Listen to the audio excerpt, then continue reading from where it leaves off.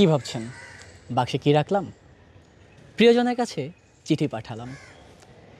এই চিঠি হয়তোবা আজও কাল পৌঁছাবে, তবে কবে পৌঁছাবে এটা ঠিক জানা নেই। এই ডাকবাক্স কালের বিবর্তনে হারিয়ে গিয়েছে।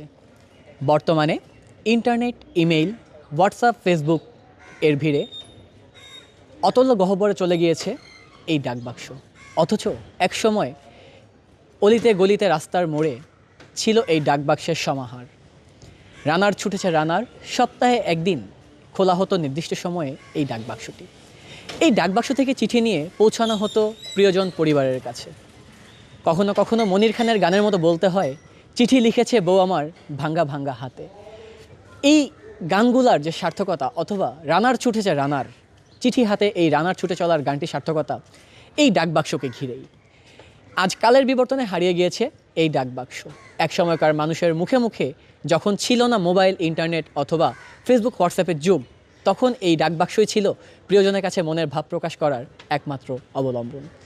দর্শক, বাংলা নিউজের বিশেষ আয়োজনে স্বাগতম। এবং আজ আমরা জানব শিক্ষার্থীরা আসলে এই হারিয়ে যাওয়া কালের বিবর্তনের যে ডাকবাক্স, এই ডাকবাক্স নিয়ে তাদের মতবাদ।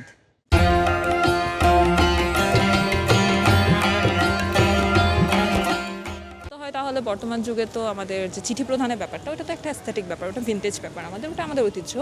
কিন্তু এখন তো আসলে চিঠি প্রদানের ব্যাপারটা বলতে গেলে অনলাইনে ট্রান্সফার হয়ে গেছে। এখন দেখা যাচ্ছে বেশিরভাগ সময় ইমেল বা আমরা মেসেঞ্জারের মধ্যে কনভারসেশনটা চালিয়ে নেই। কিন্তু চিঠি প্রদানের ব্যাপারটা আসলে একটু ইমোশনাল টাইপের, কারণ ওখানের মধ্যে আমার কাছে মনে হয় একটু ইমোশন যুক্ত থাকে। কারণ কেউ আমার জন্য কষ্ট করে চিঠি লিখবে, হাতে লিখবে, টাইপ করলে তো ওটা লাইক অটো টাইপের মধ্যে উঠে আসে, কিন্তু হাতে লেখার ব্যাপারে তো আমার টাইপ করা হাতে লিখতে হবে। সো ওই ব্যাপারটা আমার কাছে মনে হয় একটু ভালোই। চিঠি লেখাটা আমি প্রেফার করবো পার্সোনালি, যদি বর্তমান যুগের ইমেল বা মেসেঞ্জিং চাইতে।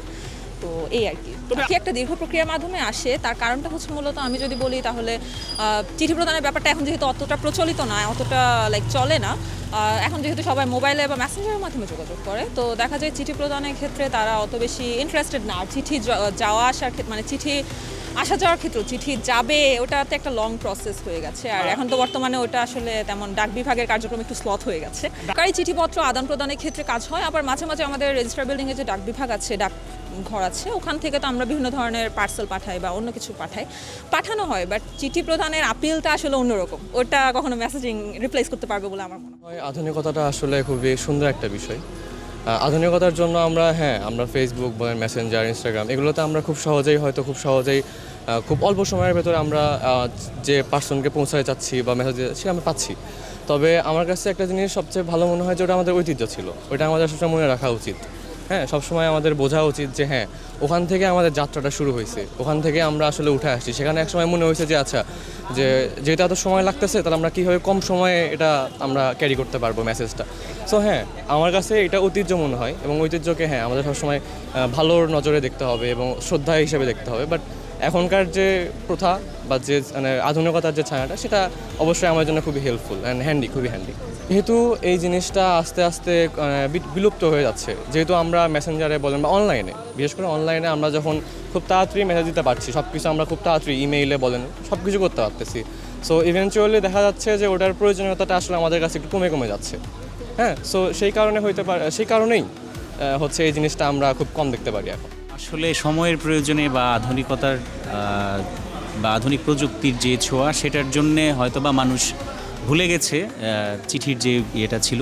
তবে অবশ্যই আমার মনে হয় যে এটা স্মৃতি হিসেবে হলেও বা এইটার প্রয়োজনীয়তা অবশ্যই রয়েছে আর কি। আর জি এটার একটা অনুভূতির জায়গা ছিল। আস্তে আস্তে দেখেন আপনি যে মানুষের অনুভূতির যে জায়গাটা, মানুষ অনেকটা যান্ত্রিক হয়ে যাচ্ছে, আর সেই জন্য হয়তো অনুভূতির যে জায়গাটা, সেটাও আস্তে আস্তে মানুষের অনেক দুর্বল হয়ে যাচ্ছে। এই জন্যই হয়তো বা মানুষ চিঠিপত্রের যে বিষয়টা, সেটাকে গুরুত্ব দিচ্ছে না। তবে এইটা আমার মনে হয় যে একেবারে হারিয়ে যাওয়া উচিত না, এটা থাকা উচিত। এটা আছে হয়তো, কিন্তু সেটার অনুভূতির জায়গাটা যেটা আগে যেরকমটা ছিল, এখন অনেকটা কমে গেছে আর কি, কারণ মানুষ তো অনেকটা যান্ত্রিক হয়ে গেছে।